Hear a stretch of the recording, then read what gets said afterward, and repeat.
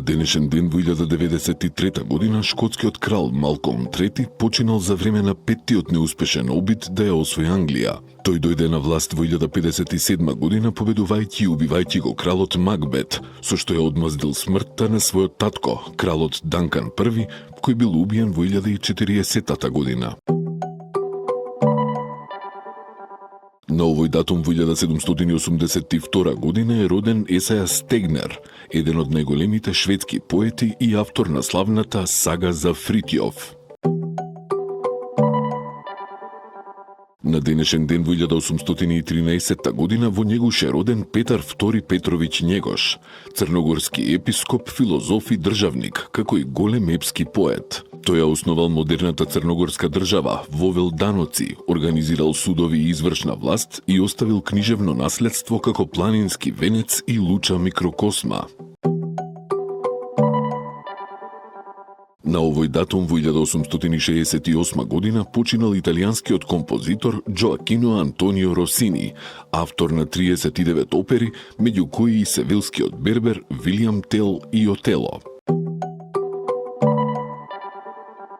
На денешен ден во 1871 година е роден Владислав Рибникар, основач и прв директор на весникот Политика и еден од основачите на Танјуг. Тој бил министер за образование во 1945 година и председател на Комитетот за култура и уметност во 1946 година.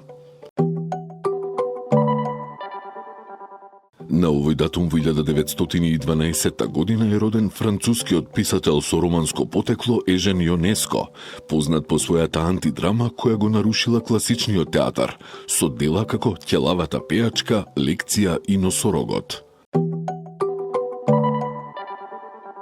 На денешен ден во 1944 година партизанските единици на Народно-ослободителната војска го ослободиле Скопје во Втората светска војна. На овој датум во 1945 година францускиот генерал Шарл де Гол бил избран за председател на привремената влада, формирајќи коалициски кабинет во кој влегоа и 5 комунисти. На овој датум во 1970 година Хафез ал-Асад ја презел власта во Сирија со воен удар.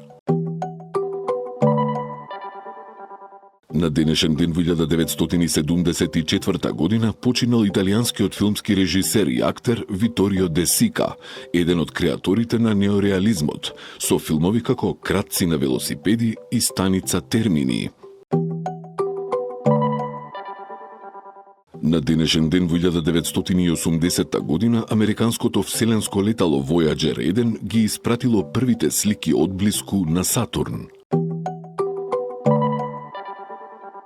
На овој датум во 1985 година ерупцијата на вулканот Невадо дел Руис во Колумбија го уништила градот Армеро, при што загинале околу 25.000 луѓе. На овој датум во 1999 година земјотрес во Турција одзел повеќе од 450 животи, а околу 2500 лица биле повредени.